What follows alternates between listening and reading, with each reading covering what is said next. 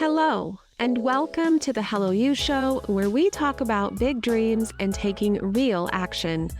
Through transformative stories, a bit of neuroscience, and real conversations, this show is here to help you explore creating your next level life with authenticity and passion. I'm Jessica Rice, a design techie and former engineering leader turned vision evolution coach on a mission to help other women rise up and lead a life of purpose. So get cozy and say hello again to the real you. Hello, and welcome back to the Hello You Show. My name is Jessica Rice, and I am your host for today. And I wanted to share a little bit more about some ideas that come up in conversations with various leaders who are trying to make a transition from where they are now to where it is that they want to be. And there's a couple of different stages I feel like that we go through when we're thinking about how we transform ourselves, when we think about transforming our leadership into that next phase or stage of our careers. And one of the first real big epiphanies that I think we have to have is, number one, when we're thinking about making a shift, making a transition and a change in what it is that we are currently or presently doing, is understanding what it is that we can take ownership of within our own career or role that we're presently in and operating around, and what it is that isn't there for us to take ownership of. Leaders take an immense amount of pride and ownership and responsibility in their teams, in their organizations. And so this idea of making a transition or a shift can almost feel as though we're giving up. We are throwing in the towel and we are moving on, and we are more or less giving up on our people and the efforts that we have put into place over time. This can be a very challenging thing to even consider at some time, because we are often thinking about, how do we make improvements? How do we make processes that are going to overall impact change and affect an organization in a positive way? And we've devoted so much of ourselves, so much of our time, so much of our thought process and energy into this, that the idea of thinking about something else can be rather debilitating. We aren't really sure if it's the right move. We aren't sure if it's unsafe, if it's something that's going to be prosperous. And so there's a lot of ambiguity and uncertainty that can come up even with the idea of creating change within our lives. And so we're grappling back and forth with this tug between, do I want to do something more? I want to create the next level for myself. I want to create a greater impact for my life, my leadership, my legacy. And what do I do about this part of me that is so wrapped up, so enveloped within this cause that I've been a part of? And if you've been, the longer I think that you have been a part of an organization, the even more challenging it becomes, especially if you believe in the mission and the vision of the organization. This is not to say that when you start to make a shift or a transition that it is wholesale. I know plenty of people who, rather than leaving their roles, they've just added more. They have decided to show up in different ways. And so in that way, they are creating multiple areas of presence for themselves and their brand.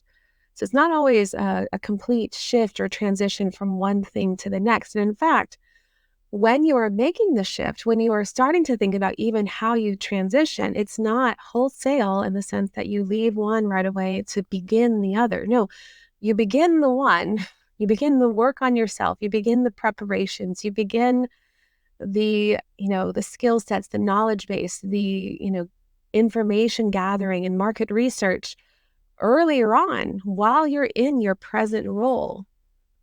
So that when you start to make a shift or a pivot or a transition, it feels like a natural progression.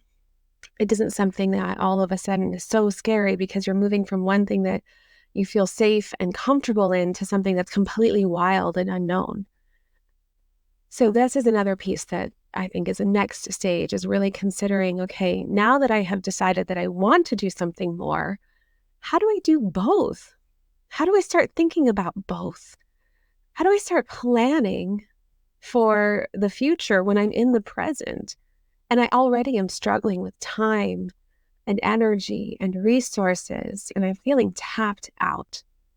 And I think this is another place where really, doing the smart planning, smart strategy around where it is that you want to be and working backwards to where you presently are so that you can start to plan out this shift that you're going to make, so that you can start making informed decisions around what are the skills that you have, what is the expertise that you bring, what are the different ways that you can start growing your brand and promoting yourself and networking while you are still in your present role.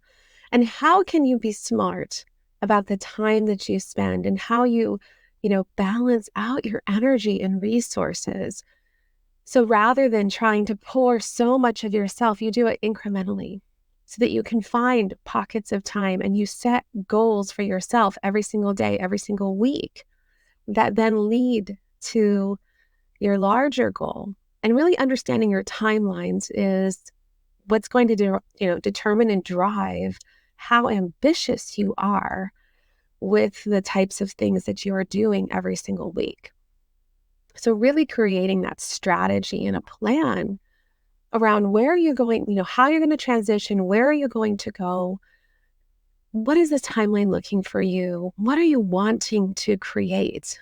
And you might find that it's now in, multiple stages so that you are operating in status quo more or less while building up yourself, in the process, networking, building your brand, and doing these other pieces that other leaders are doing in order to create more speaking opportunities, to create more opportunities for, board membership or, mentorship opportunities where they are mentoring others, consulting. There's so many different facets that you can start to look into. So really, considering what's that strategy and that step. And I think kind of the third phase is really knowing your worth, knowing what it is that you bring to the table. I was talking to another client where we were strategizing, okay, it's time for me to make a move.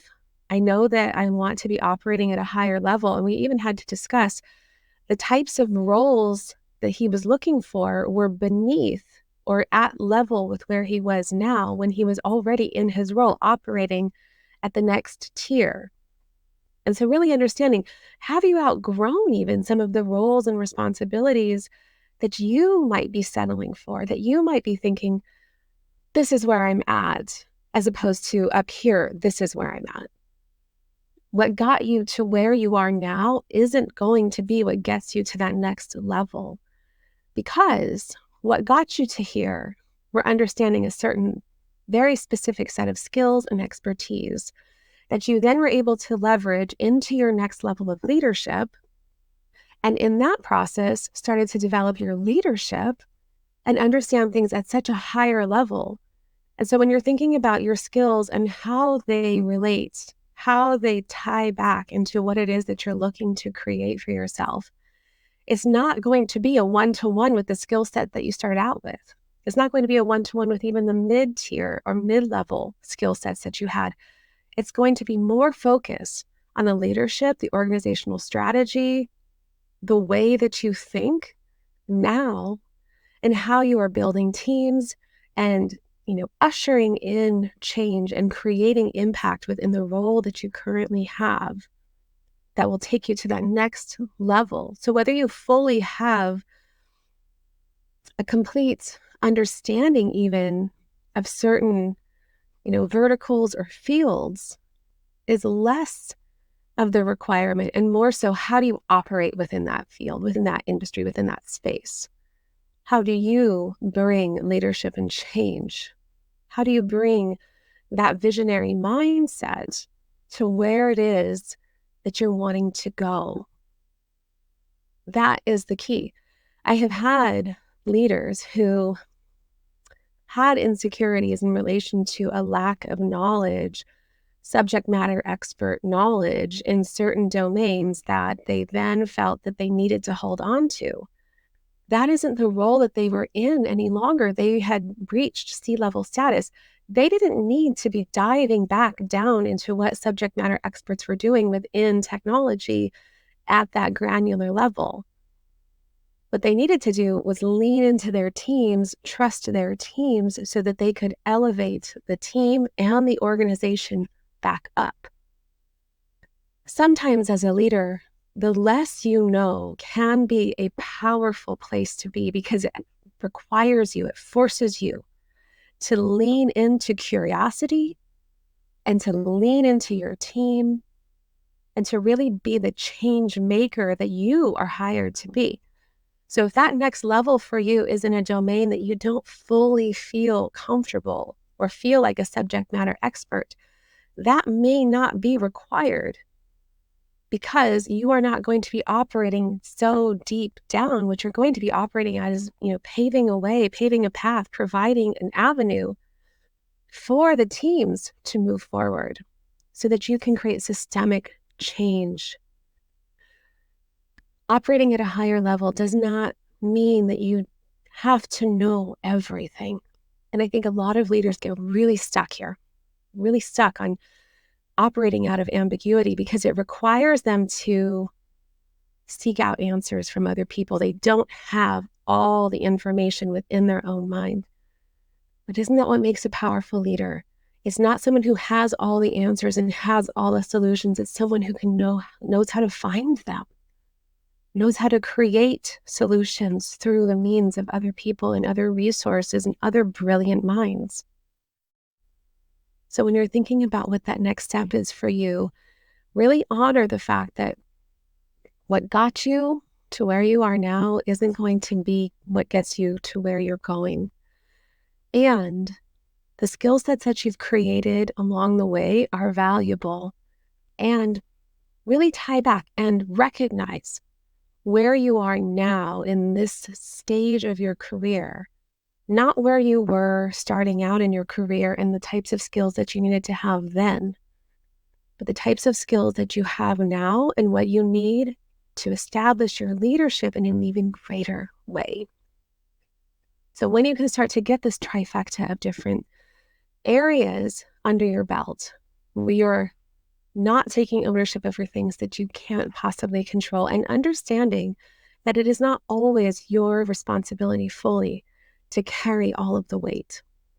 When you can start to see how you can start to make a shift and really create a strategy and plan for yourself and how you're going to move forward, how you're going to, create change within your life and really creating a strategy and a system that you can put into place. This is enabling you to have the confidence to step out into those roles because you know now, where is the skill gap? What's the expertise that I bring? Where am I passionate? Where do I shine brightest? Where is my zone of genius living? Because you've done the groundwork to identify it, and you've done the groundwork on the side to create those connections, to network, to build up gaps that you potentially have within your skill sets, and to feel confident. So when you're thinking about what that next step for you is, really leaning in to what it is that you can own, what it is that you can do, and how you believe in yourself. Really coming back to that self-efficacy so that you then can take the next step forward and you can take action on creating change for your own life, your own legacy, and moving forward. Thank you so much for joining me today. I'd love to know how this resonates for you and what questions come up for you when you're thinking about what's next for you in your career, what's next for you in your life. What are you going to do in this next chapter and how you want to get there? Thank you so much. Please join us next week. We have another amazing conversation around leadership, honing our skills, owning our authenticity, and really rising up. Talk to you then. Thank you for tuning into the Hello You Show. It's been a pleasure to have you with us on this journey today. If you found value in our conversation and want to support the show, please take a moment to like, follow, and subscribe so you never miss an episode. We'd also deeply appreciate it if you could leave us a review. Your feedback not only helps us grow, but also enables others seeking inspiration and authenticity to discover our community. Until next time, keep embracing your story with purpose.